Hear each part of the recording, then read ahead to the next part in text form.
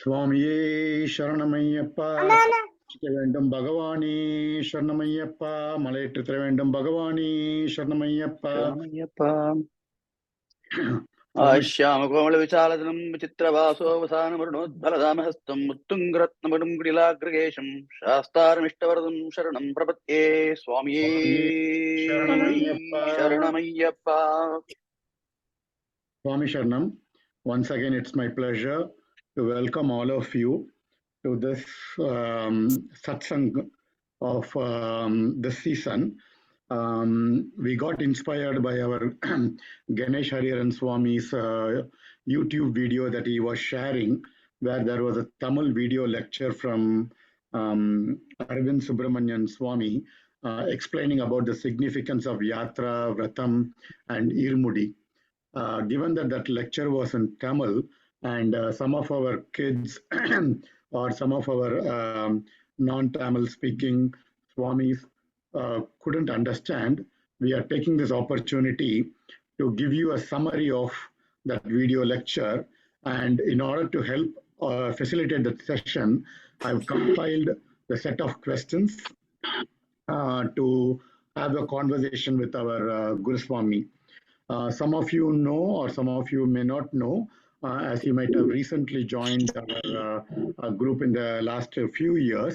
From 2000, our New Jersey Bhakta Mandali has been growing, and the devotees have been praying in multiple different temples, starting with Bridgewater, Sri Venkateshwara Temple in New Jersey, and we have been, going around different tri-states and other states.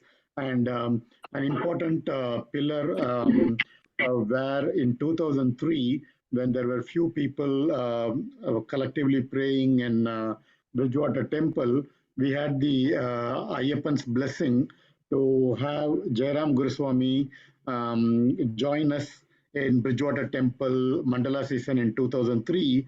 And from then onwards, it's Ayyappan's Sankalpam that we had the opportunity for him to guide all of us to evolve and to develop this Bhakti community in order to have a place where we can be immersed in Bhakti and have a place to be spiritual and learn from each other, respect from each other in the form of prayers to Ayyappan, and have continued guidance from our Guru Swami for us to do Ayyappa Pujas, Bhajans, and Vratham, Irumudi, and Shabarimala Yatra.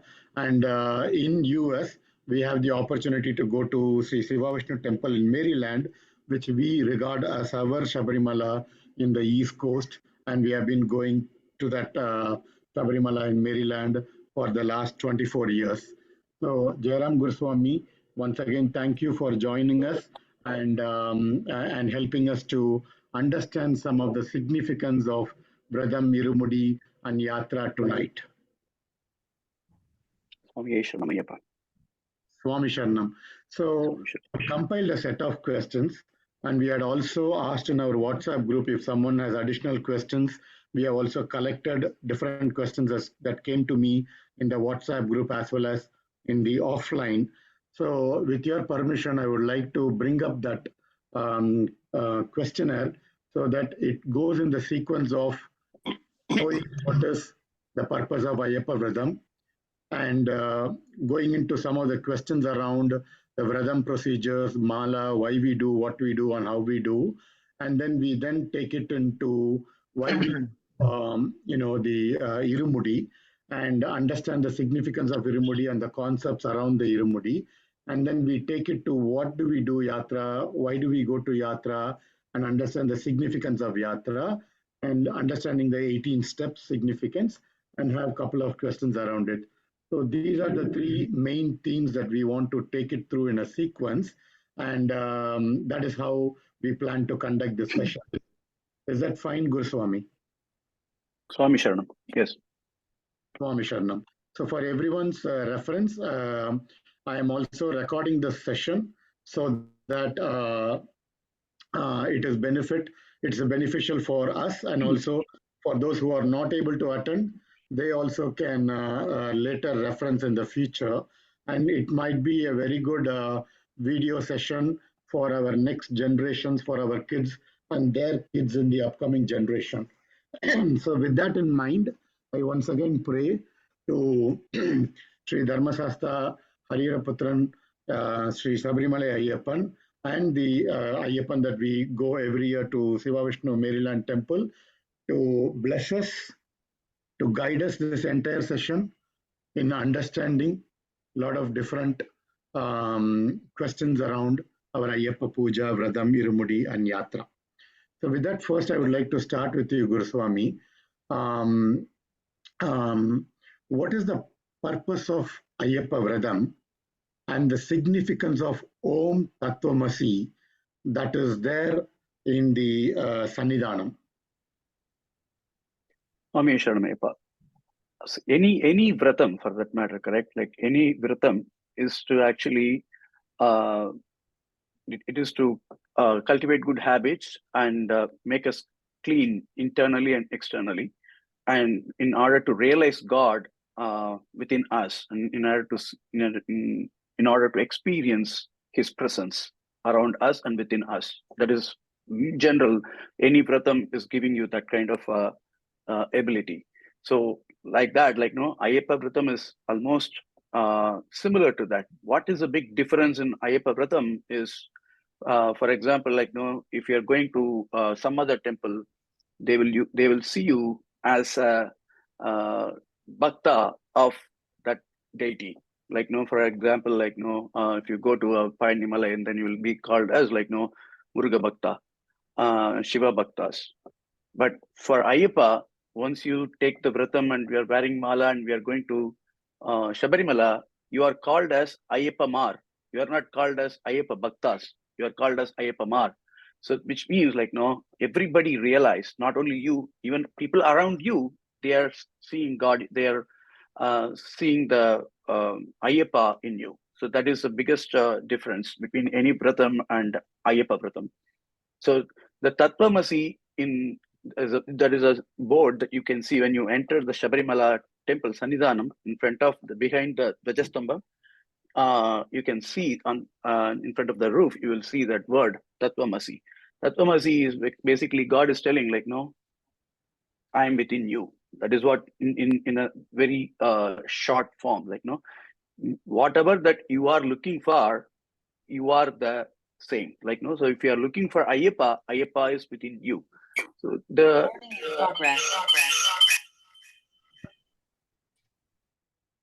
so what the reason that we are going there is not that we are seeing Ayyappa.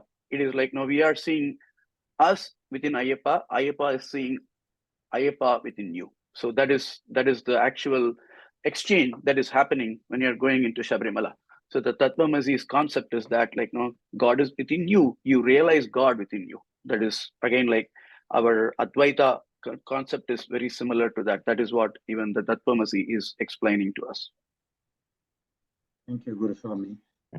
Now that we understand what is Om Tattvamasi and what it helps us to remind how we treat, how we consider us as God and others as God, and we are the God, and we need to follow, behave, and adhere to those good qualities that we expect during the Vratham. The first step in Ayyappa Vratham is to symbolically wear the mala from either the devotee's mother or from the Guruswami. Why and who are we wearing the mala for? Is it for us or is it for Ayyappa? Okay, that's actually again it is for us. Ayyappan, this is not for Ayyappan, definitely. Why should we wear mala for Ayyappan? We wear mala for our own self. There are multiple reasons people can say, like, the way that you wear mala to realize God within you. So you first clean externally as well as internally to realize God within you, saying like, no, God is within me. So the mala is one thing which is reminding you everywhere that God is within you. So behave yourself, kind of. And also it symbolizes to others, like, okay, Ayyappa Swami is within you. So people are seeing you as Ayyappa Swami, and that is why that mala has a very greater significance in the Ayyappa Yatra. You can see that, like, as I mentioned to you in the first point, Ayyappa is waiting to see you, and you are there, you are waiting to see Ayyappa. So the wearing a mala is, first thing is wearing the mala to discipline yourself and realize God within you during the Vratham period. That is the main purpose of the mala. And the next thing, like when Hari mentioned, like, no, whether you will wear it from either from mother or from guru. So in our Hindu mythology, like in our Hindu concepts, we always say like Mata, Pita, Guru, Devam. So you have to go through that step. Like, no, you have to first worship Mata, Pita, then Guru, then only you can attain God. So if you have to take that Vratham, you have to first take the permission from Mata. That's why Mata, you have to get the mala from Mata. And then you have to take the permission from the Guru in order to wear mala, as well as to go for a yatra. If you don't get permission from any one of the three, you cannot go to Shabarimala. Swami Sharanam. May I ask Ranga Swami to read the third question to Guru Swami? Yeah, sure. Swami Saranam, Guru Swami, let me take, Swami Saranam, Guru Swami. I just started wearing mala this year. I'm Kanni Swami. So I'm not very familiar with many of this, but so I'm really looking forward for this session to learn things from you, Swami. The question I have in front of me is about, can we do namaskarams to parents and elders wearing a mala? That's the question, Swami. Okay. First question answer I answered, like, no, what is the purpose of having a Vratham and having a mala is to realize God within you. Not only within you, we see every Atma as God's incarnation or God. So you have to see God in everybody's body, correct? In everyone. So that is why for when you take Yatra, you don't look at the age. You actually fall on every Ayyappa Mar's feet and get the blessings from Ayyappa. So that is one thing. Another thing, that when you actually do the Sharanagati, when you fall on somebody's feet, your ego is getting killed. You never see like, no, you are above somebody. And when I say like you have to realize God within you, it doesn't mean you should not be saying, I am God, you worship me, kind of, correct? That is not the purpose of it. We have to realize God same way, like, no, we have to realize God in everybody. That is the concept of this one. So when for others, they're not taking Vratham, so they cannot realize the same thing that you are realizing. So they will see Ayyappa within you because you are wearing mala and all those things. But as a Ayyappamar, when you are taking a Vratham, when you are in the process of killing your ego and everything, you have to realize God in everything and everywhere. Then only you can get into that Charanagati, and then only you will be able to see God in everything. So, but to answer your question now, if you see God in everything, in parent, in your elders, relatives, whoever it is. So doing a namaskaram to the, of course, parents are above all, like, right? Even for a sannyasi, mother is a mother. They will actually like fall on their mother's feet. So mother is above everything. So you can actually do namaskaram for mother at any time. And of course, father also, you can do namaskaram anytime. Even for the elders, before you are taking irmudi, you can definitely actually fall on their feet, because you are not doing a namaskaram for the person. You are saying namaskaram for the God inside that person. So there is that the perception is what it makes. This is actually, that is the very purpose of Ayyappa Vratham. You have to see God in everything. Got it. Thank you. Ariswami, can I ask the next question too? Because that is also something I wondered many times. If that is okay, I just ask that question too. That is okay. So Swami, this is other way around. When others are doing namaskarams to me, who are they doing it for? You know, I many times noticed, you know, even elders do namaskaram to me.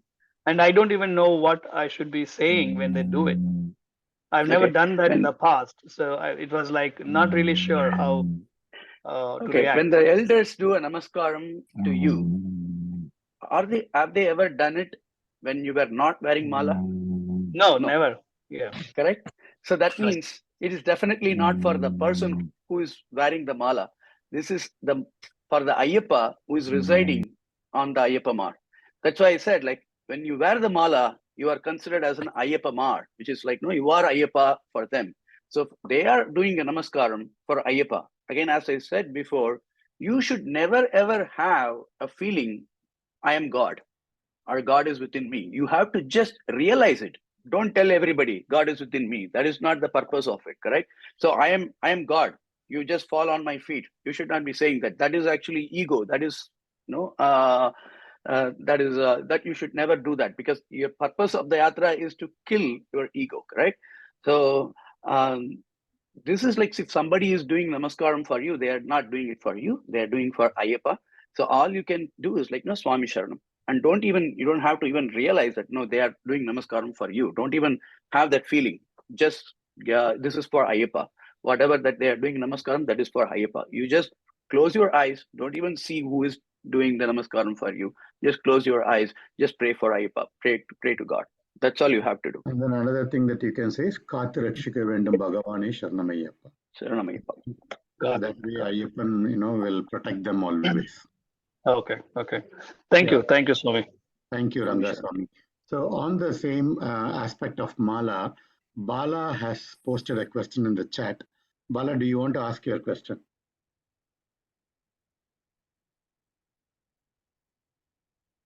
Bala?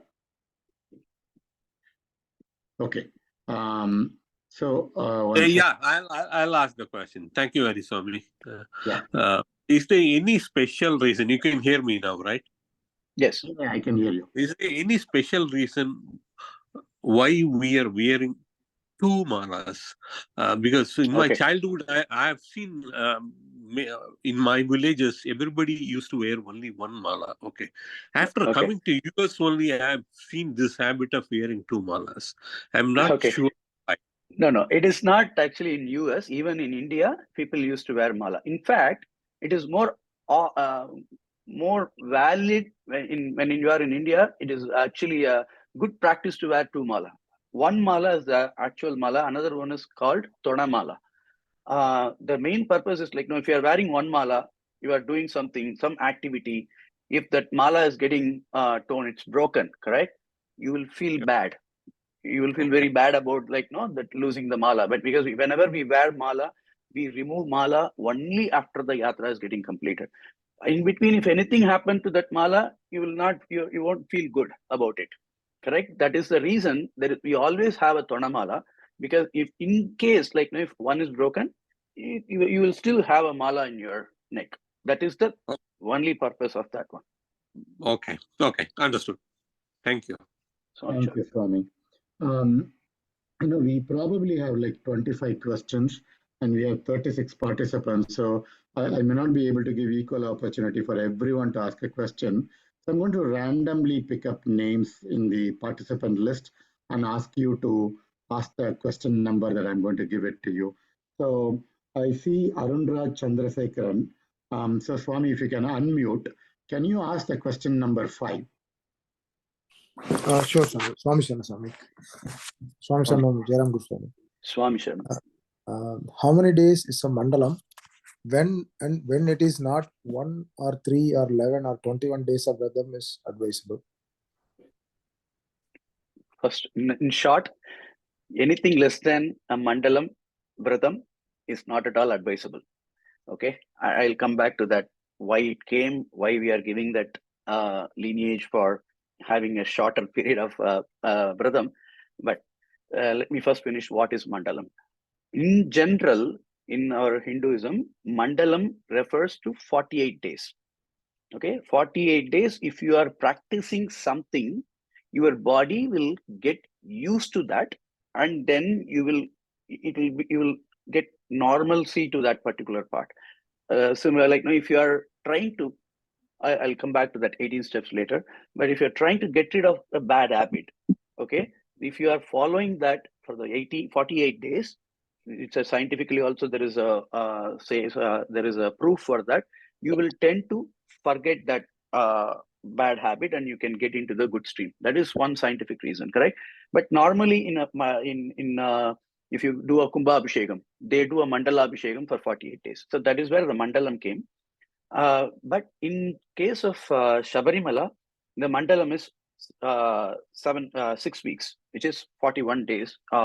Basically, how it started is the Kartike, Tamil month of Tamil and Malayalam month of Kartika 1, they actually open the temple and do all the pujas and everything for Ayyappa. Then it actually gets closed at the end of the Mandala Abhishekam, which is after Christmas, which is the period of 41 days. That is how that Mandalam of 41 days Vratham actually it came.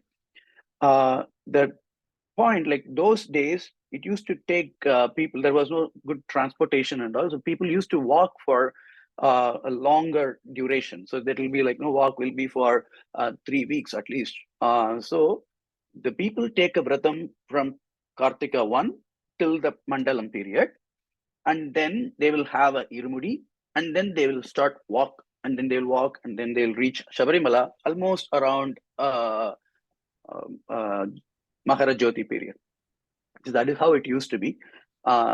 Then we are also following the same thing. But even in India, the person, whoever is doing a perfect Vratham, whether they are going at the end of Mandalam or they are going for Makara Jyoti, they will start their Vratham from Kartika 1. Okay, so it doesn't mean that you have to do only 41 days Vratham. It is at least 41 days. So that is what it says. So people will be there for 48 days, even 50 days, 60 days. My Guru Swami used to always take a mala on Kartika 1, and he will complete it only after Makara Jyoti. Even if he visit temple before that, he will continue his Vratham and he will complete it at the end of Makara Jyoti. So that used to be the practice for everybody. Now because of all the other things, like we have reduced it slowly. So we said like 41 days is strict, but it doesn't have to be more than 41 days kind of. Okay, when it comes to in US, we were having a lot of logistical issues if we follow that 41 days of Vratham, because of the community, because of the small apartments, because of the limitations that we have, because we cannot see ladies on particular days, and we are not able to follow certain things continuously for 41 days. So then there was a lineage, like our Abhirama Kurkal, who was actually helping us in bringing up to this level in Bridgewater Temple, used to say, like, if you put too much of restriction, many people will not be able to enjoy the Ayyappa Vratham. At least give some kind of a lineage so that everybody will. So this year they may start with 7 days. Next year they will increase it to 14, 21, 41. At the end, at some point of time, they will also follow 41 days. So that is why we started with, okay, if you are having some practical difficulty that at home you cannot follow certain number of days, okay, at least 7 or at least 11. I don't know where it came. 1 and 3 is not at all applicable even in NJABM, if I remember it correctly. So it is actually the 11 it came because some people like, I can only follow 11 days because I have a family problem. That is why that 11 days Vratham was given. But that is not at all advisable, definitely. You are not actually getting the fruit of your Vratham. If you're not following something for 41 days, doing just for the sake of doing, it will not yield you the full benefit. You will not be able to enjoy the full benefit out of it. Swami Sharanam, I hope I answered your question. Thank you, Goswami. Next, I'm going to pick up a name from G. Gokul Bhaktavatsalo. Gokul, can you read out the question number 6? Yeah, Swami Saranam Ayyappa. Who framed the procedures that we are observing during the Vratham and why they exist? Okay. Who framed? Our Guru Swami. Who is our Guru Swami? Swami Sharanam, Ayyappa. Ayyappa is the ultimate Guru for everybody. Guruvin Guruve Sharanam Ayyappa. So Ayyappa is the Guru. He gave all these procedures to Agastya Muni, and Agastya Muni actually framed everything and started giving it to his Sishyas. And then, so Ayyappa Vratham, you can only take through Guru. It is about a Guru Parambara. So the procedures are given to the Sishyas. Sishyas is taking it and spreading it to their Sishyas, their Sishyas, their Sishyas. That is how it has come. So that is why it is actually called Budana the Gita. Whenever we say Gita, the Gita is always like given by God himself. Like, Bhagavad Gita was given by Lord Krishna. Budana, the Gita, is given by Ayyappa himself. So that is how the process was created. So Ayyappa is the one who framed the procedures, and it has been followed. It has been passed to the generations through Guru Swamis. Thank you, Goswami, and thank you, Gopal Swami, for asking the question. Thank you, Next, Goswami. thank you. Next, I would like to pick the name in the next alphabetical order, J. Rajaram. J. Swami, could you ask the question number 7? Swami Saranam. Okay. So who's the Swami and Guru Swami? Does going to Sabrimala 18 times make one a Guru Swami? Swami Sharanam. Again, as I said, as I mentioned to you, Guruvin Guruve, Ayyappa is the ultimate Guru, Guru Swami. Since he may not be able to come in person and guide you, so there are some people who are actually acting as a Guru Swami for you. And definitely that Guru Swami should have that, okay, 18 times make one person Guru Swami. Because there is another question that is coming behind the scene. What is the significance of 18 steps? So 18 times alone may not make a person as a Guru Swami, definitely. 18 times, my Guru Swami used to tell, for each year when you go to a Sabrimala, right? Whenever you go to a Sabrimala, every year, you should lose one of your bad habit or bad behavior. You have to leave it. So if you are actually follow the 18 principles, the principles of 18 steps, at the end of the 18th year, you will actually you would have get rid of all your bad habits, and you would have actually gained the intelligence. You would have removed your ajnanam, ignorance, and everything. You will become you should emerge as a Guru Swami. That is actually like, no, it is it may not be practically possible. It will take more than 18 years for anybody. But a person who can actually really realize God within him, and who can actually conquer ego to some extent, probably can be a Guru Swami. I have seen people who have been going to Sabarimala for more than 30, 40 years, 50 years. They are still having their own Guru Swami, so they never actually call themselves as a Guru Swami. And as I mentioned to you, it's coming from a Guru Parambara. So that one Guru will, as long as a Guru is there, everybody under him is a disciple. The others may not become a Guru again, correct? So it is not like I've gone for 18 times, so I will form my own group, I will become a Guru Swami, and then it doesn't work that way. So as long as my Guru is there, he is a Guru Swami. Something that is how it actually follows. I can give a lot more longer answer, but given the interest of time, I don't want to go very deeper into this subject. But if anybody wants any more clarity, you're always welcome. Swami Sharanam. Swami Sharanam. Thank you, Swami, for asking the question. Next, I know Krish Sivatanu is there, but he also has a question on Irumudi. So when the topic of Irumudi come, I'm going to give the turn to Krish. For now, I'm going to skip the letter K and I'm going to L. Lakshmi. Lakshmi, can you ask the question number 8?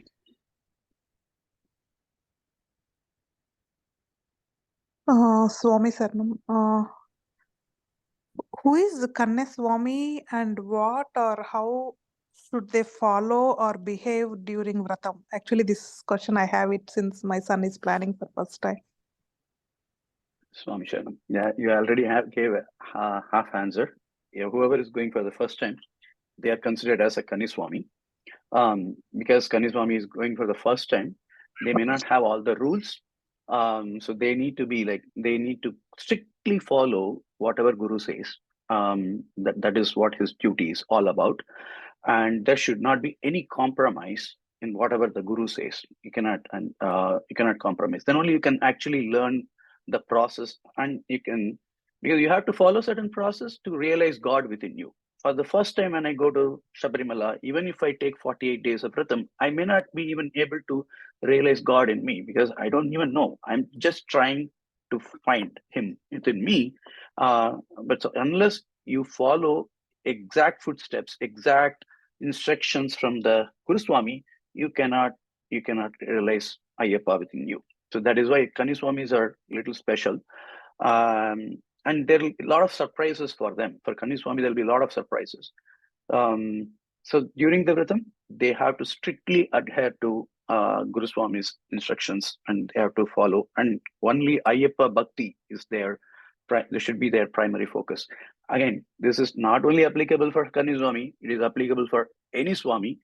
Why I'm insisting upon Kani Swami is like, no, first year, if you don't learn certain things, correct? If I don't follow certain things, second year onwards, I would say, okay, I didn't follow last year, so I don't have to follow this year, kind of. So you will not completely get the benefit of the Yatra and Vratham.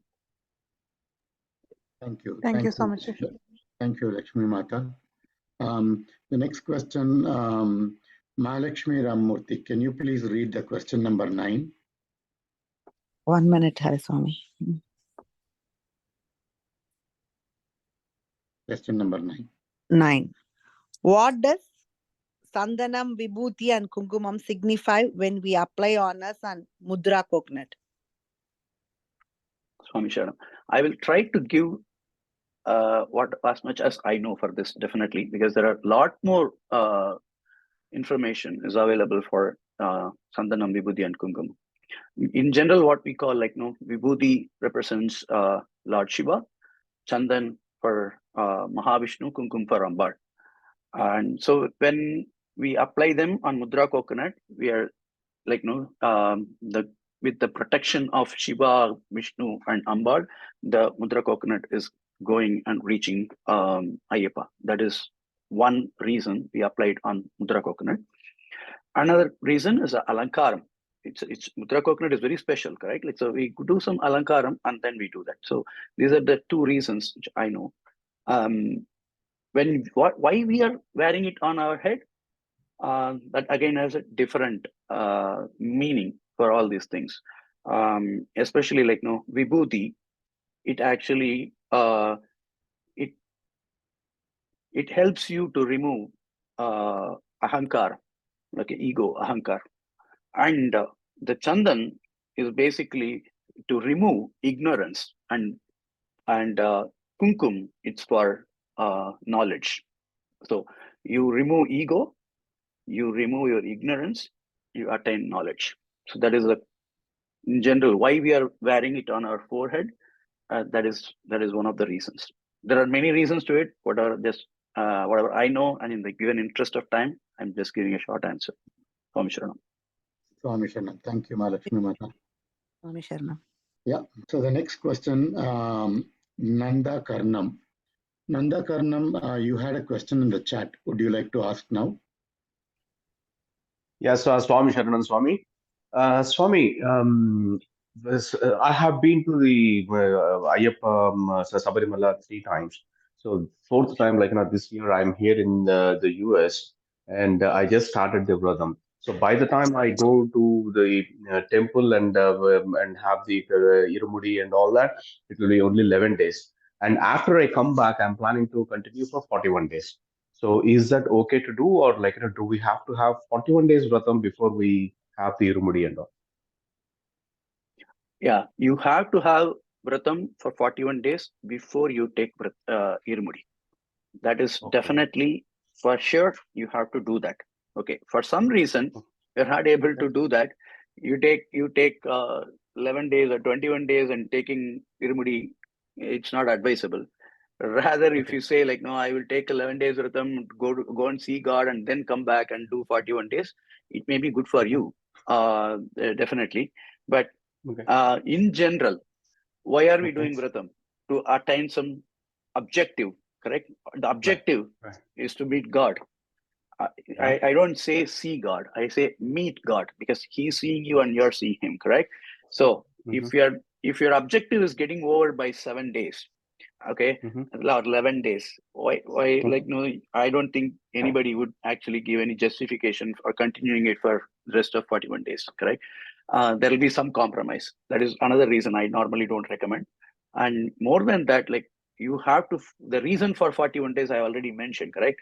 You have to realize God in you. For that, it takes that much of time. Without doing that, even if you go and see Ayyappa, there is no guarantee that Ayyappa will see you, correct?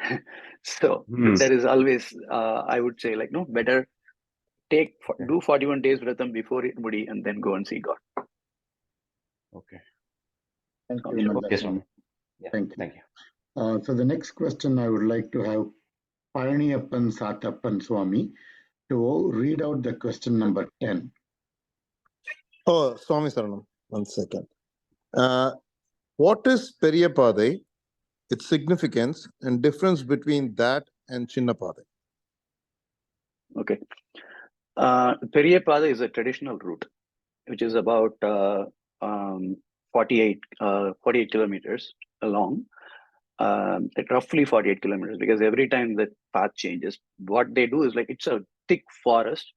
So once the mandalam is over, before the January 1st, set of people, the area, the local people, they will go with all the noises, like, with all the talas, noises, they drums and everything, beats. They just make sound so that the wild animals will just go run away, and then they will go and clear the path, and then they make the path to the Sabarimala, to the Pamba, from Erimeli to Pamba and then to Sabarimala. So every year, normally, that path may not be exactly same, because they will clear all the bushes, plants and everything to make way to Sabarimala. And that is where actually we really say, like, kallam mullam kalukamete. So it will be full of, like, small rocks, and there'll be a lot of thorn, because they actually cut the trees, cut the shrubs. So you will see a lot of thorn on the way. So that is why we call it as kallam mullam kalukamete. That is a traditional path. People were actually going through that. There was only path that was available was that Periyapadai for many years. I think it's up to 1960s, late 60s. That was the only path that was available. Then our ex-president V.V. Giri, he wanted to visit the shrine. So due to security reason and because of this age and all the other stuff, they thought of, like, creating a roadway to Sabarimala. So that's when they put the road till Pamba. But again, from Pamba, he had to walk for roughly around 4 miles. It's about 6 to 8 kilometers distance, actually. So to reach Sannidhanam from Pamba. That is when the shorter route came. And then people slowly started, like, okay, I'll go in the shorter route. And then for, again, the longer route is available only from January 1st to January 15th till Magara Jyoti, correct? So then the monthly pujas, everything started, like, then people, they can't walk through the bigger route. So they're forced to take Pamba route and to reach Sannidhanam. So that is how that shorter route came. But any traditional Guru Swamis who are regularly going to Sabarimala, they don't prefer the shorter route. They always prefer the longer route. In longer route, actually, when you walk through longer route, you get a lot of benefits, because it's all pure air, fresh air, no pollution, and it's all a lot of herbal things are there. So when you go through that, you get the benefit of all the herbal stuff. And it also has a thing, like, it cross through the 6 chakras of our body. Actually, like, if you say, if you're not going through Periyapadai, you can still touch 6 chakras, like Sorimutta Yanar Koil, Achangoil, Ariyanga, Kulattupurai, Erimeli, and then Sannidhanam, correct? If you go through Periyapadai, you touch all those chakras within Periyapadai itself, and then you can reach Ayyappa.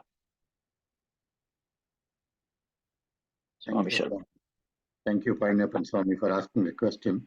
In the lecture of Aravind Subramanian Swami, he was also mentioning that in the Periyapadai, it is deemed as Ayyappan had walked on that path when he went to tapas in Sabarimala, and the way that he walked through, it is also thought, or it is also regarded, that Lord Shiva stays in that forest as a Rudraksha Malai, and Lord Vishnu stands in that forest in terms of different, I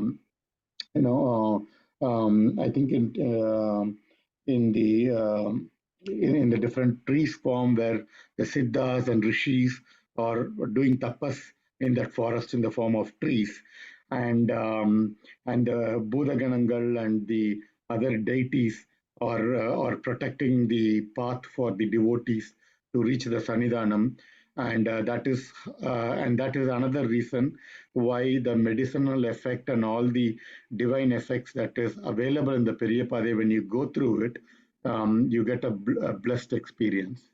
So that was one thing that was added. Correct. And also you can see while you are going in the Peripada, you will see like Arudha Malai, where actually like Magishi Samharam was happening.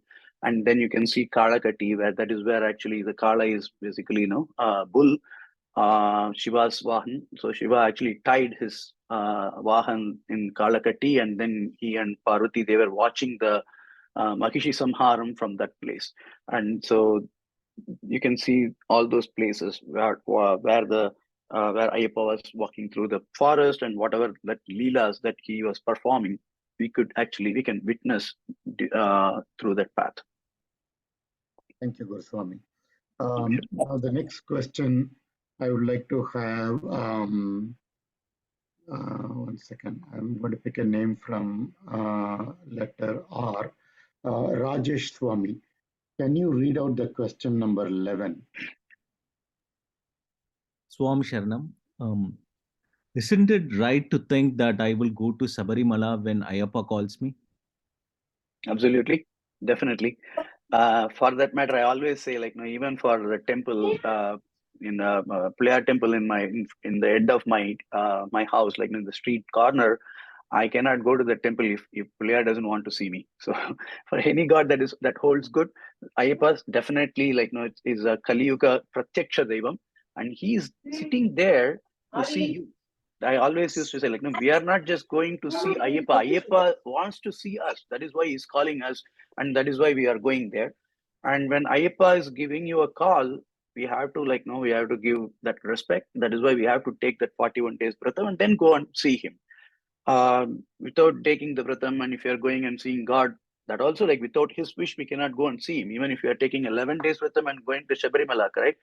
Without him thinking of that, you may not make it. So for any time you want to go and see Sabarimala, Ayyappa and Sabarimala, definitely he has to call you. He has to have the wish to see you. Thank you, Guruswami, and thank you, Rajesh Swami, for asking the question. So next, I would like to have Medha Kochu Maligapuram to read the question number 12. What is the significance of patilera and filling ghee in the mudra coconut? Sharanam. In a very broader thing, the ghee is considered to be a Atma, because Atma doesn't have the end. Ghee is actually like it won't get spoiled that easily. Sorry, Hari? No, I said it never perishes. It never perishes, non-perishable. Our body is perishable. Same like coconut will get spoiled, it's perishable. So when we take, that is the significance. We are taking the we as a body, taking an Atma, carrying Ayyappa in the Atma, and then we are going and seeing Swami. The Atma is actually getting mingled with Atma, Ayyappa, and body is actually, it goes out, it dies. So that is actually the significance of the mudra coconut. So that is why when we fill it up, we give utmost care, because that is we are putting that our Atma, we don't actually see that it is me that I am putting myself there. No, it is our Atma we are pouring into that coconut, and then we are taking it to Swami, and then the ghee is given to Ayyappa as a Abhishekam, and the coconut goes to the Agni Kuntam in Sabarimala. We actually throw on the fire. So that is significance of filling the ghee and taking the coconut to Sabarimala. Thank you, Guruswami. Swami Sharanam. Now, on the topic of Irumudi, we have questions from some of the Kochus. So I would like to have Krish Kochuswami ask the question. Why this question, Swami? Krish Swami. Why is like the 18 steps special and what does it represent? And then my other one, like the additional one, is why do we do puja for those like 18 steps? Okay, good question. I think there's another question for 18 steps anyway, but 18 steps, in 18 is a very holy number in our Hinduism. There are 18 Puranas. There are 18 verses in 18 chapters in Bhagavad Gita. Likewise, the 18 is a very significant number. There are a couple of reasons that are given for these 18 steps. One among them is like Lord used to have 18 shastras, 18 weapons. He used 18 weapons to kill the Magishi demon. So that is to signify that 18 weapons, that 18 steps are there. In our Puranas, whenever we actually denote we are killing demons, we used some weapons kind of. This is actually, you can substitute those things with not the demon, those 18 gunas, 18 bad habits or 18 qualities that you have. So those weapons are there to destroy your bad habits and actually project your good habits above that. So those are actually some of the significances. So the 18 steps, when you talk about that, the 18 steps talk about 5 indriyas. We have 5 senses, correct? So first 5 steps represents the 5 senses of us. Then the next 8, there are gunas kamam, krotam, lobham, moham, madam, ascharyam. These are the things which you have to get rid of in order to reach God. So those 8 steps represents those gunas. And then there is tamasa, rajo, sattva. These are all certain general characteristics of a human being, correct? You have to conquer those things. And then final 2 steps are one for one to remove the ignorance, ajnanam, and then the last step is for jnanam. So that is why when 18 steps, if you climb 18 steps, if you are actually conquering each of those steps, and finally you will attain jnanam. Jnanam is nothing but realizing God everywhere. You see him literally. That is what the jnanam is all about. So that when you cross the 18 steps, that is what you should attain. Thank you, Guruswami. Did I answer your question, or if you have any other doubt on that? Okay, I have to answer one more question for you. Why are we doing puja on that? When we do the puja on 18, again, as I said, 18 holy steps. So Ayyappa also climbed those 18 steps, and so many Ayyappa Mars are climbing those 18 steps. So that is why this 18 steps it has very high significance. So we do puja to those 18 steps to realize those qualities, to realize Ayyappa in it.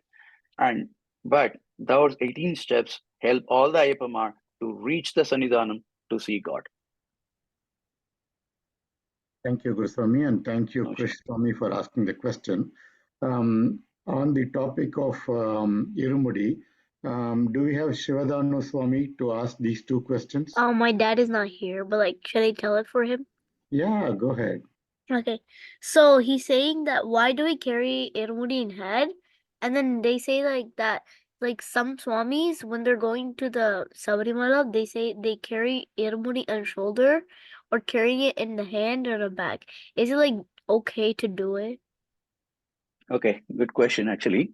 No, it is not okay to carry Irumudi in anywhere in your body. It has to be on your head actually. But when will you do anything on your head? Why should you have anything on your head?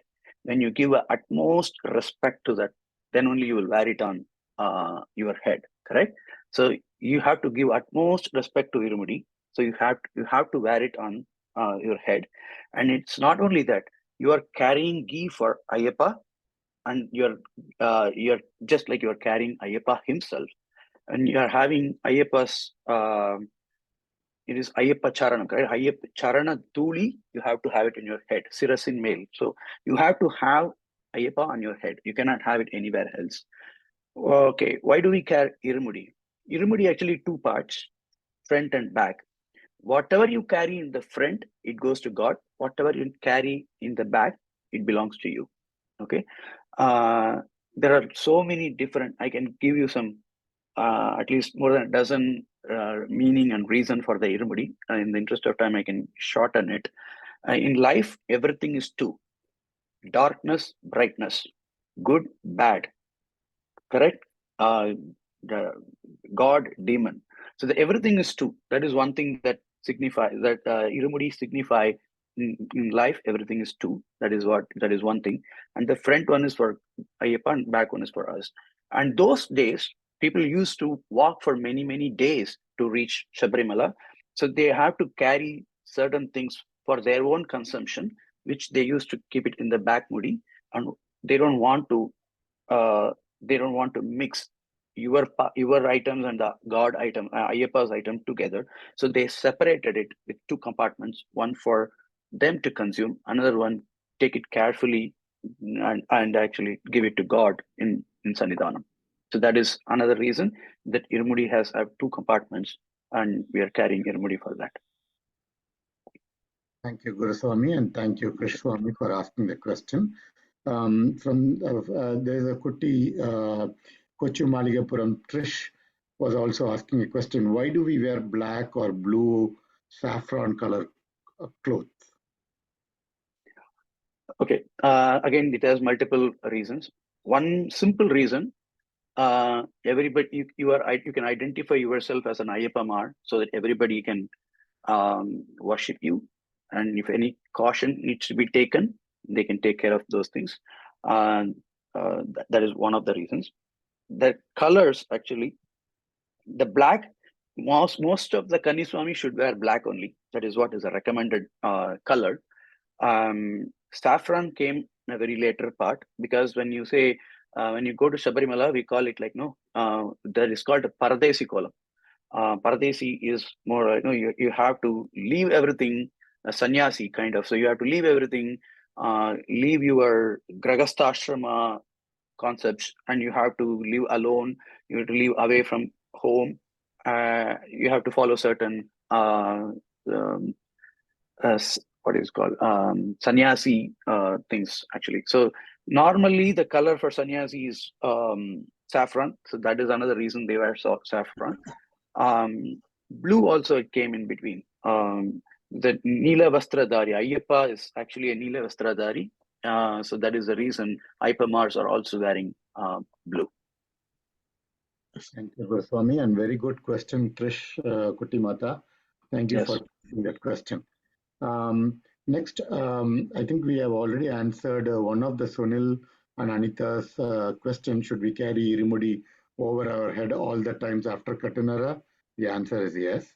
Sunil Swami, since you are on the call, can you read out your question number 4 here? Swami Saranam Swami. Yeah, Okay. sure.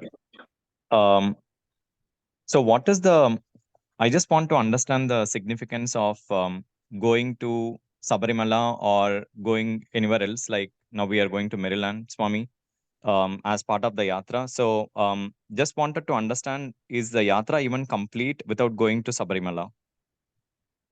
Okay, good question. Again, any Vratham, you have an objective to achieve, correct? Whatever Vratham you are doing here, the objective is to see God in Maryland. Okay, I can go and see Ayyappa in Maryland throughout the year. It's not like Sabarimala. I can go on any day. I can see Ayyappa. I don't have to take a Vratham. I'm going there. But this particular thing, since you are not able to go to Sabarimala, you are taking the same care, whatever you do for Sabarimala, you are taking the same 41-day Vratham, and you are purifying yourself. You are realizing God in yourself, and then you're going and seeing Ayyappa in Maryland. You yourself can give me an answer. You go to Maryland temple, you see Ayyappa on a regular day, and you take 41 days Vratham and go and see the same Lord Ayyappa in Maryland. You have to tell me, is it the same Ayyappa you are seeing, or it's a completely different experience you will experience when you take a Vratham of 41 days and reaching Maryland, same God Ayyappa. So then you will yourself can answer that question, because those question, that particular answer, you have to realize the 41 days Vratham is to realize God within you. Any day when you go to Maryland, see God, you will see God as God. But when you go to Maryland after taking 41 days Vratham, it will be more like realizing God within you. So you have to tell me what is the big difference. Then coming back to the next question, is it complete without going to Sabarimala? Again, this particular yatra is to go to Maryland. Once you go to Maryland, your yatra is complete. But if you have to go to Sabarimala, your pledge is to go to Sabarimala. Your objective is to go to Sabarimala. So if you are doing a Vratham to go to Sabarimala, only when you go to Sabarimala, that yatra is getting complete. So there are two different things. So I don't want to say like, no, okay, going and seeing Maryland, is it same as going and seeing in Sabarimala? It may not be exactly same, but if you follow all the 41 days Vratham, whatever you do when you go to Sabarimala, at least you will get, I cannot put a percentage, you will get some part of the experience. Yeah. Thank you, Sunil Swami. Swami Saranam Swami, yeah. That really helped us. This is my first time, so yeah, had this question. Thanks, Swami. Swami, there was a follow-up question from Sunil Swami, which is, shall adult or parent Swamis carry their child Swamis Irumudi along with theirs? Okay, yeah. Again, this is my Guru Swami's thing. Any child, until they realize, correct, when they go to Sabarimala, the responsibility is only on the parents, because the child may not be able to realize. Okay, in Tamil we used to say like, no, Kulandayum Devamum Ondru. That is like, they don't have to take a Vratham. They don't have to undergo that 41 days and whatever it is, because they themselves are considered as God, correct? So there is no need of any of those things. So wearing or having the Irumudi on their head, it's actually we are forcing our kids to do those things to see God, but they themselves are considered as God. So in a short answer, carrying their Irumudi, there is nothing wrong in it. Thank you, Goswami. Swami Sharan. Now, given that we are 9:59, may I have permission of all the attendees on this call to extend the call by 15 minutes so that we can complete all the questions? Is that fine? Does anyone have any objection? No objection, Swami. No, Swami, we can continue. Thank you. Okay. You can continue as long as you want, Swami. It's a very interesting session, actually. Thank you, Swami Sharanam. Okay, now there are two questions from Krishna Takle, but I will come to that to the end. On the concept of Irumudi, do we have Mohan Swami on the call? If not, can I ask, is Mohan Swami on the call? If not, can Vinod Kumar Swami read it? Vinod Kumar Swami, can you read this question? Yeah, Swami Saranam.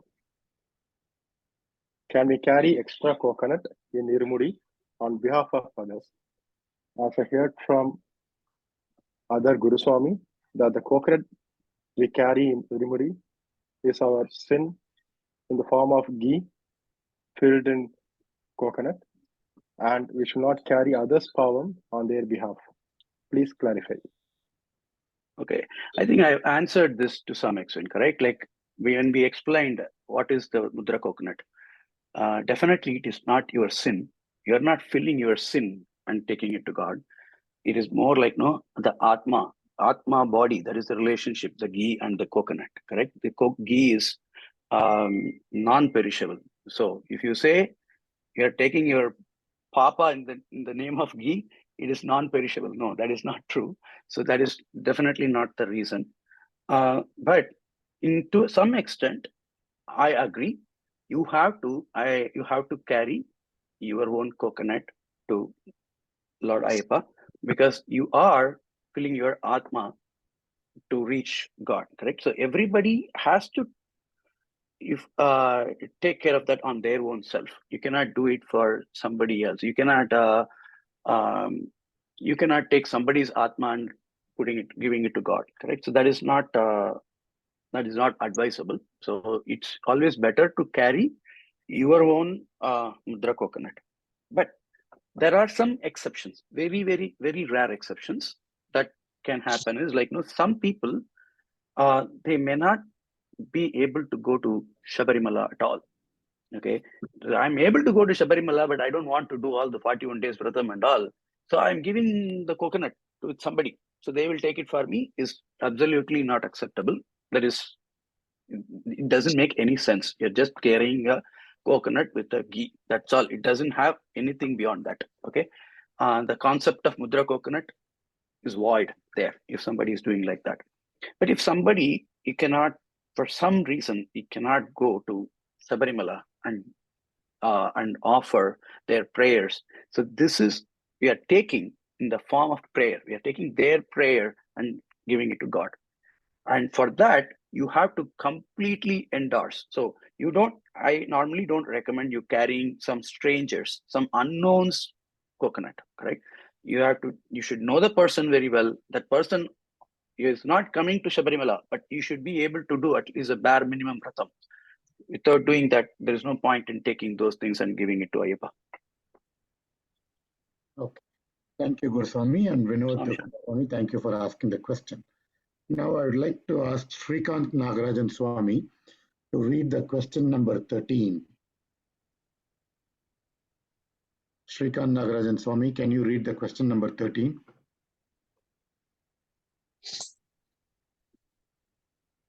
Okay. We can't hear him. Srinivasan Chinu Swami, can you ask the question number 13?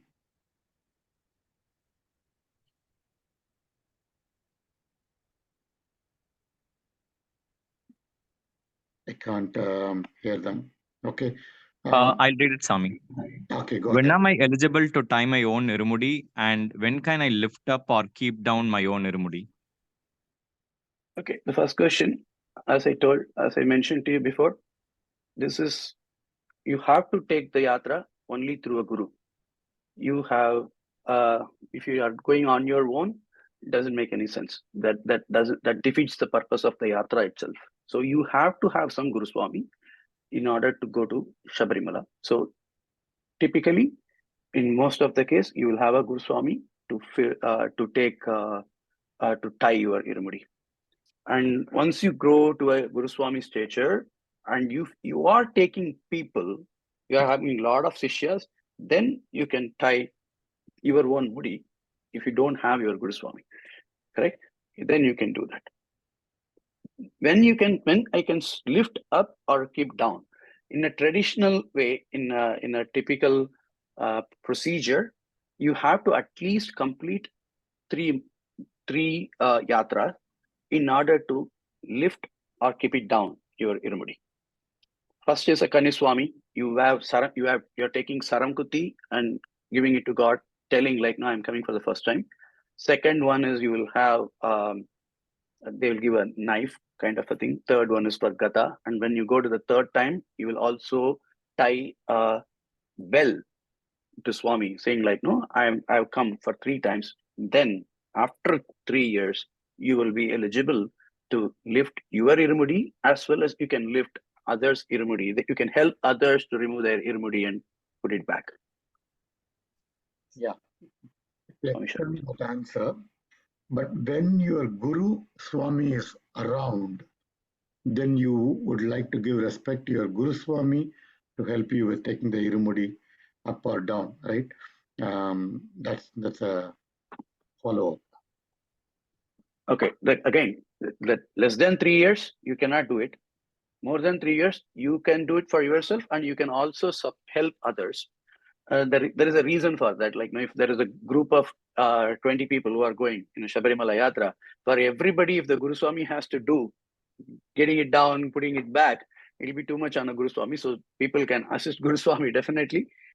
But for that, you should have at least completed 3 years of Yatra. Okay. Thank Yes, you. your question, like if Guru Swami wants the help, definitely you can do it. Thank you, Guruswami, and thank you, Srini Swami, for asking the question. Now, I would like to ask Subbu to ask the question number 14. Swami Saranam, Guru Swami, Swami Saranam, Hari Swami. Will God punish us if we miss something during Vratham or Irumudi Cut? Great question again.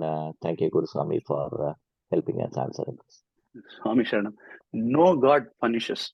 No God punishes. And Ayyappa is a Karunamurti. Is Karuniye Vadivamana. Is full of Karunyam. So he cannot, even if he thinks of punishing somebody, he cannot punish anybody. Even for Mahishi Samharam, he gave a lot of opportunity for Mahishi. And finally, it was not a complete Samharam. Then he gave a Sharanagati for Mahishi. So God doesn't punish, in a short answer. And if something goes wrong in your Vratham, in Irumudi, you may not get the full benefit out of it. You may not get it. That is the only thing. Other than that, you won't get it punished. Okay. So if I say, oh, I missed something which I should have done it, correct. That is again like, no, everything is done by God. You are just an instrument to God, correct? If something goes wrong, you will have an intuition. Something will tell you something is going wrong. Only when you ignore it, it is actually a trouble. Okay. That when I say that, correct? If somebody is cautioning, like, no, hey, don't go that side, there is a traffic jam. If you don't listen to that, you'll get into the traffic jam. If you consider it as a punishment, no, you are not following somebody's direction and you are going and getting into the trouble. That's all. If that is what it will happen. God will give you some kind of an intuition to go in a particular road. When you just ignore it, then you will be getting into a trouble, because eventually that is what would happen as well. Swami Sharanam, thank you. Next, I would like to ask Srikant Nagarajan Swami to read question number 15. Srikant Nagarajan Swami, question number 15.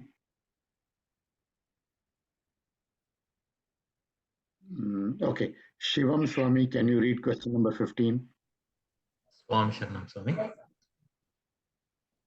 When and how does good and bad manifest in Kritya, Treta, Dvapara, and Kali Yuga? Okay. See, I'll travel back from Treta Yugam, like where Ramayana days, correct? Where you can clearly identify good and bad. Rama was good, and Asura, Ravana as bad, correct? There are two different things. There are two different entities living apart. Whereas in Dwapara, in case of Mahabharata, correct? Like Pandava and Kaurava, they are brothers. So you can see the good and bad within your family. It's not outside. It is not two different group, or it is not two different thing. It is within your family. You could see a good and bad, correct? Now in Kali Yuga, you see good and bad within your own self. We have good habits. We also have bad habits.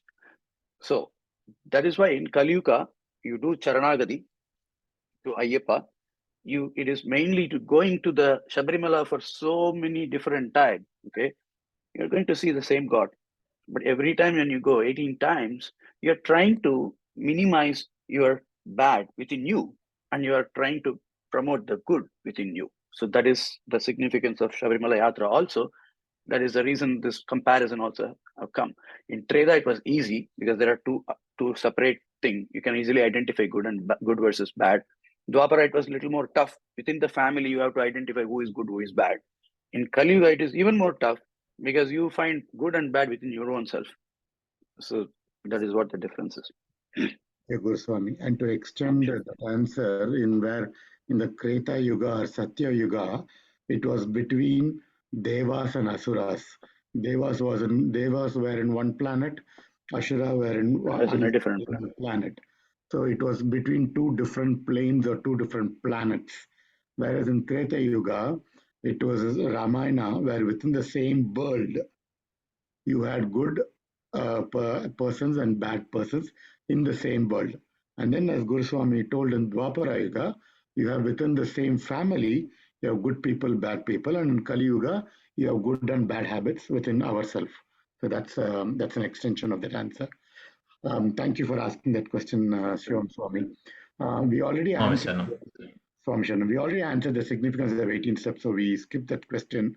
And I would like to have Yuvaraj Subramanian Swami to ask question number 17. Yuvaraj Subramanian Swami, question number 17.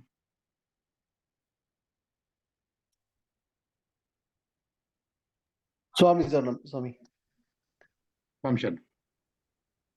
Swami Sharanam. Why is the Ayyappan in tapas with the Chinmudra Yoga? Chinmudra Yoga. And how is he doing it? And who is he doing for? Okay. First question is like, the tapas. That is very important. You can see few gods in that tapas position, but Ayyappa is in a very unique position, of course. But the three gods, we see is a Dakshinamurti, Narasimha, Yoga Narasimha, and Ayyappa. So they are actually in a yoga stage, out of which Chinmudra has been used by both Dakshinamurti and Ayyappa. So that is why Ayyappa is considered as Guruvin Guruve. He's a Guru, Supreme Guru. And Chinmudra signifies you have to get rid of your ego, ahankara. The index finger is actually the ahankara. It always point something. So that ahankara is controlling the ahankara, and that is why the Chinmudra is very significant. So you have to control it shows everybody you control your ahankara, you control your ego, and in order to reach him, correct? And the way the left hand, if you look at Ayyappa, it will be facing his feet, correct? So which is meaning if you have the Sharanagati, you do the Sharanagati, you just surrender to God, you can achieve him, you can reach him quickly. So those are the two symbols that he gives. There is another reason, one is Purna, another one is Pushkala. That position is called, one is Purna, another one is Pushkala. Purna, you have to get rid of the ignorance. Pushkala, you get the prosperity.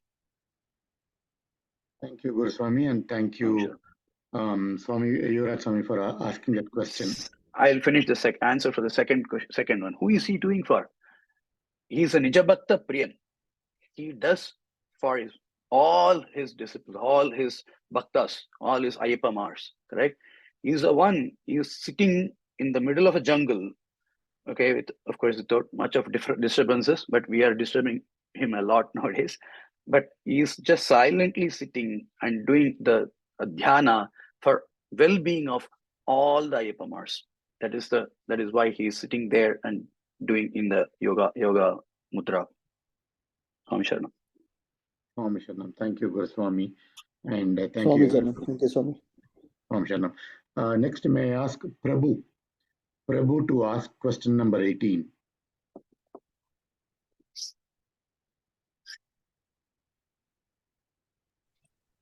Swami Sharanam. Swami Sharanam. What and how does one experience when they have darshan of Ayyappa in Sabarimala? As I mentioned to you, if you have the 41 days Vratham, and if you follow everything as per Guru Swami's instruction, and you go and see there, it is a Pratyaksha Devam. Kali Yuga Pratyaksha Devam is Ayyappan. You will see God, literally. You will experience God within you there. So whoever has gone there, they would have witnessed it. You'll get goosebumps when you see him, correct? And when you do the Vratham, or when you will have an objective, okay? I need this, I need that, I want to get a promotion, I want to get this. something like you'll have lot of wishes. And then if you're going to Sabarimala, somebody will come and give you money. Hey, please pray for myself. So if you will carry so many things in your mind, and when you go and stand in front of Ayyappa, nothing will come into your mind. You will forget everything. You will just see Ayyappa. That's all. Whether you are standing in front of Ayyappa for a fraction of a second, or even if you're standing for an hour or even more than an hour, your mind will not think anything. It will not ask anything to Ayyappa. Just seeing Ayyappa, you will completely lose everything. You forget everything around you. You'll only be watching. You will never get satisfied. When you see him, even for an hour, you will not try to come out. You will go again to see him. So that is the beauty of that Ayyappa in Sabarimala. So you will forget everything. That is the state you will be in when you see Ayyappa. Swami Sharanam. Swami Sharanam. Thank you, Guruswami. And thank you, Prabhu Swami, for asking the question.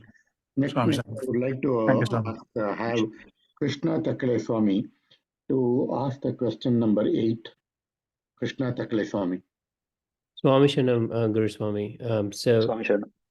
One of the questions I have is, what's the importance of Kula Daivam in Hinduism, right? Yeah, definitely. It's a good question. Kula Daivam is more like, you will have a deity near your native. That is most likely is a Kula Daivam for anyone. You will have some people, like they call it as a Kaval Daivam. What do you call? Hari, can you help me in exact translation of Kaval Daivam? Like a village deity. Yeah, village deity who protect that village, correct? So you will actually, that deity will be most likely a Kula Daivam. Some people may not know that. They may not have the Daivam or the native place or whatever it is. Somehow in one of their ancestral thing, they might have missed worshipping that Daivam. So we would have lost that chain. Then for them, Lord Venkateshwara, they follow him as Kula Daivam. In a short thing, you cannot, your first God is your mother, father. Next, your Kula Daivam, you have to worship your Kula Daivam. If you don't do that, and if you go and worship some other temple or something, that temple will not get any care from anybody. It's a small temple. It actually, like, only the people who are in that temple should actually go and worship, and they should develop the temple, correct? If you don't do that, if you're going somewhere and you are worshipping something else, that particular temple will have no existence. So that is why the first thing, you have to first give a respect to your Kula Daivam. That whatever you do, give a respect to your mother, your parents, Guru, and then you're giving a respect to the Kula Daivam, and then you can worship any other god. That Kula Daivam is the one who help you to attain your goals. And to extend Guru Swami's answer, imagine that if your Kula Daivam has been prayed by your ancestors generation over generation over generation, when your ancestors of 3 generations or 4 generations before that, they have prayed that not only my current family, but my kids and their kids' family also has to be prosperous and peaceful and healthy. That chain of prayers are following from them to you, and you will be following them to your generation. So that's why that same Kuladevam stands as a Sakshi Devam for your entire hereditary. And then that becomes your very powerful Devam, that you can imagine that your ancestors are seeing the same God and that you are seeing, and you know that your children or grandchildren or their grandchildren will be seeing the same. So that it kind of increases the divinity that that someone places on the Kuladevam, and the Kuladevam blessings on your family hereditary. Yeah, mainly like you don't want to lose track of your tradition as well, correct? So this help you to maintain your tradition, from your ancestors. Correct. Now I'd like to have Sheshadri Swami ask the question number 7 here, which was initially posted by Krishna Takale Swami, but to give opportunity for Sheshadri Swami, can you ask the question? Okay, thank you, Swami Saranam. what is the significance of the Mandalam start date of the, Kartikaya 1 and end date of the January 14th of Krishna? No, that No, that is the name of the person who has a question. Swami Sharanam. Okay. Yeah. So again, Mandalam start is Kartikaya 1 and it doesn't end in January 14th, correct? January 14th is Makara Jyoti. That is a different festival. Mandalam, it starts from Kartikay and it ends in the middle of Dhanur Masam. That is when it is in the middle of Margai that it ends actually. So the significance one is that you are getting into the Jyoti. Mahara Jyoti is visible on Jan 15th, Jan 14th on Magara Shankaranti day. So for which all the preparations that happen. Okay, that is when they backtrack. So there are a lot of reasons for Kartikay month. There are a lot of reasons. That is the end of Dakshinayana Punyakalam.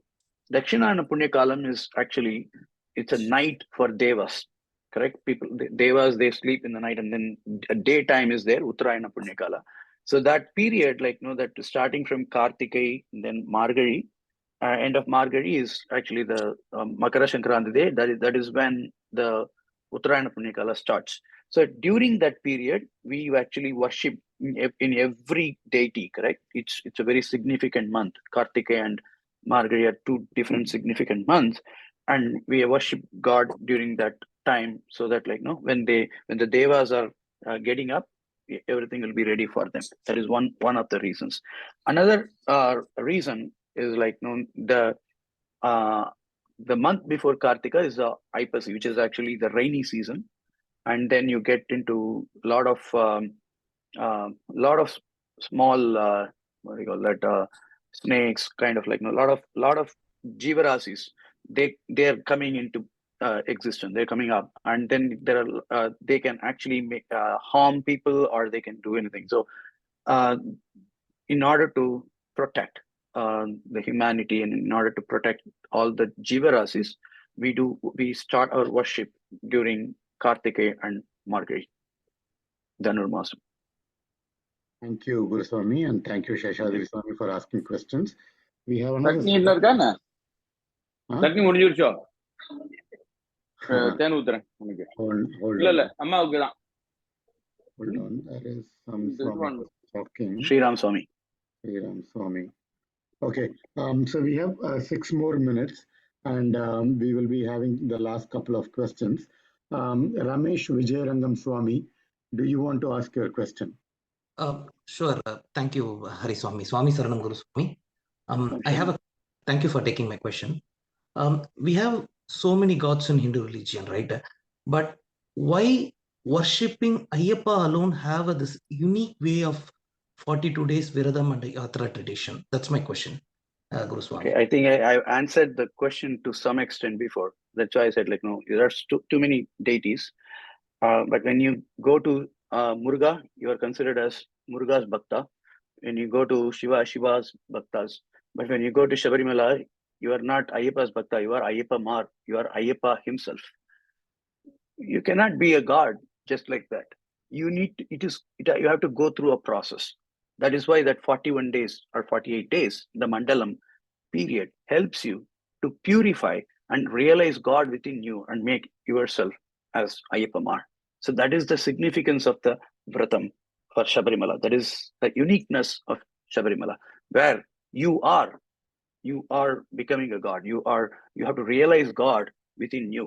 And again, for Ayyappa, only for the Ayyappa Yatra, God is waiting to see you.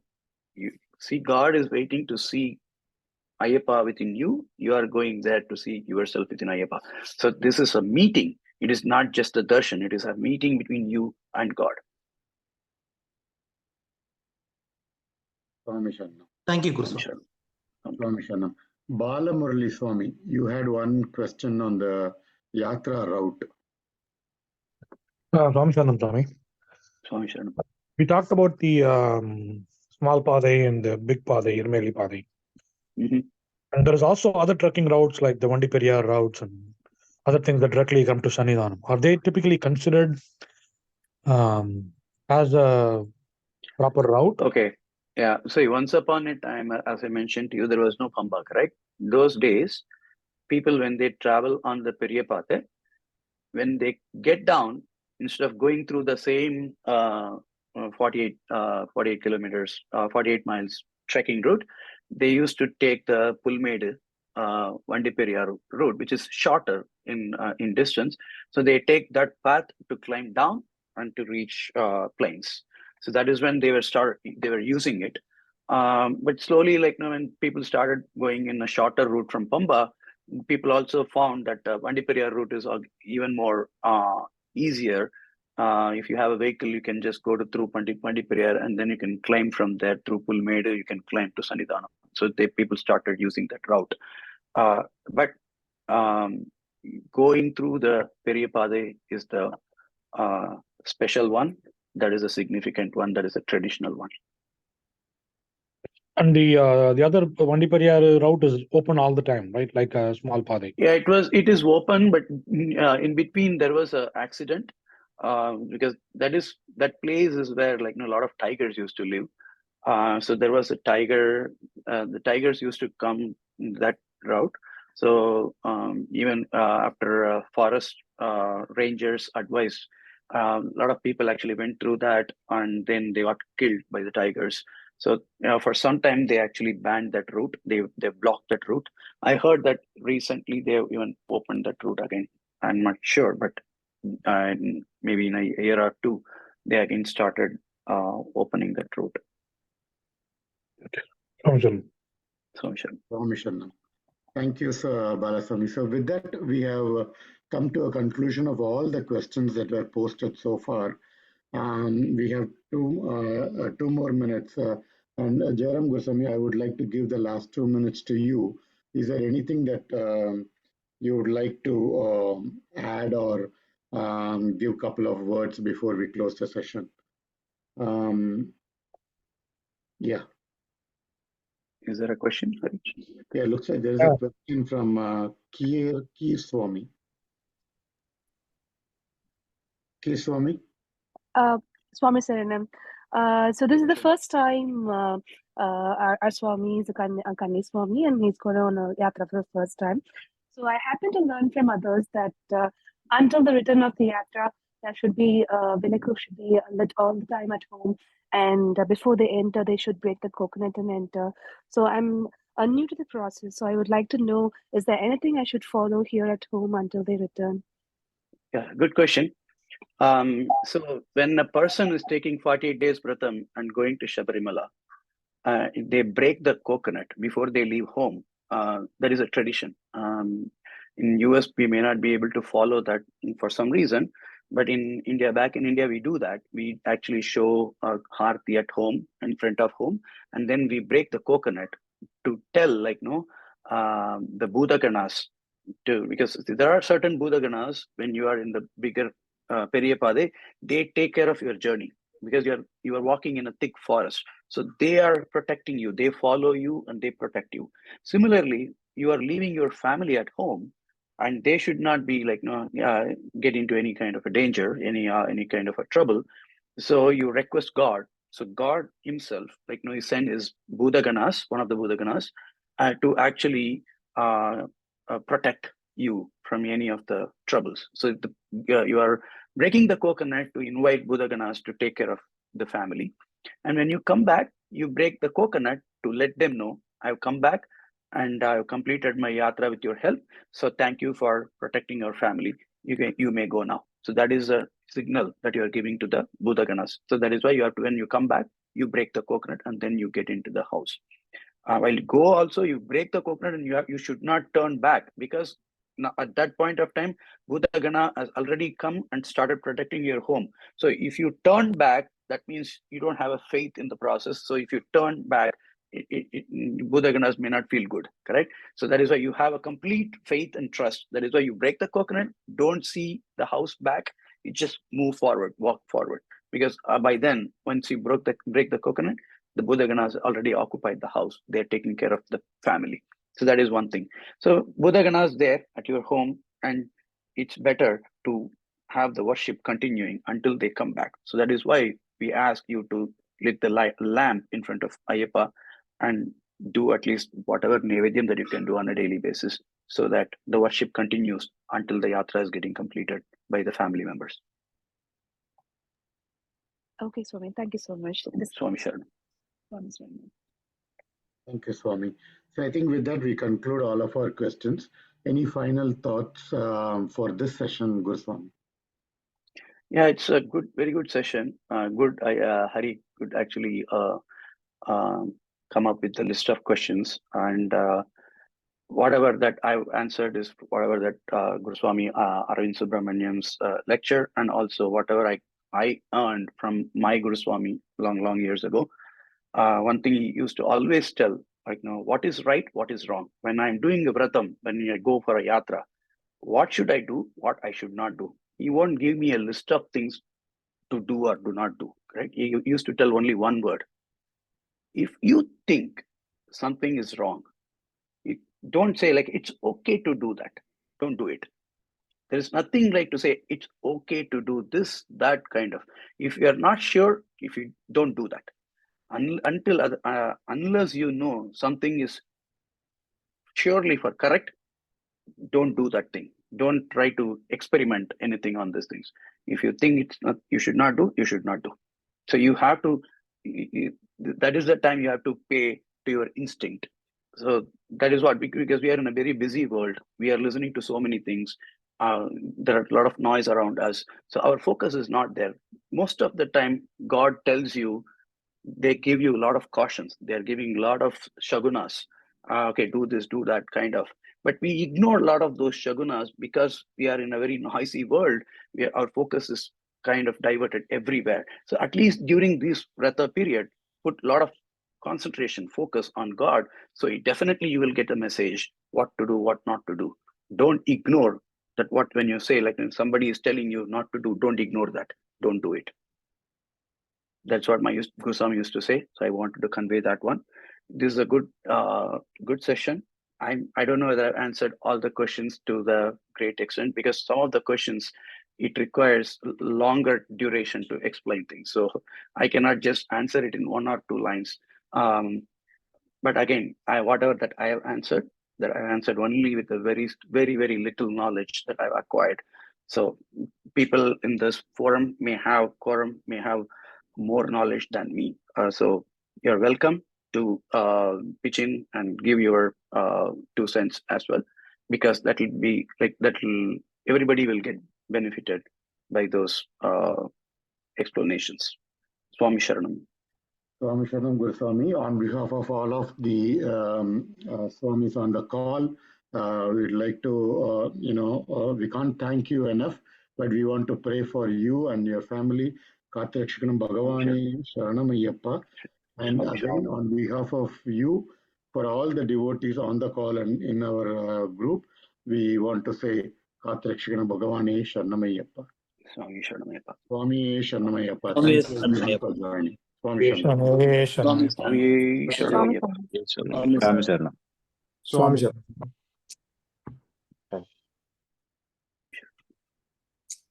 Swami Sharanam, I'm going to stop the recording and close the session. Thank you. Swami Sharanam, I'm going to stop the recording and close the session. Thank you. Have a good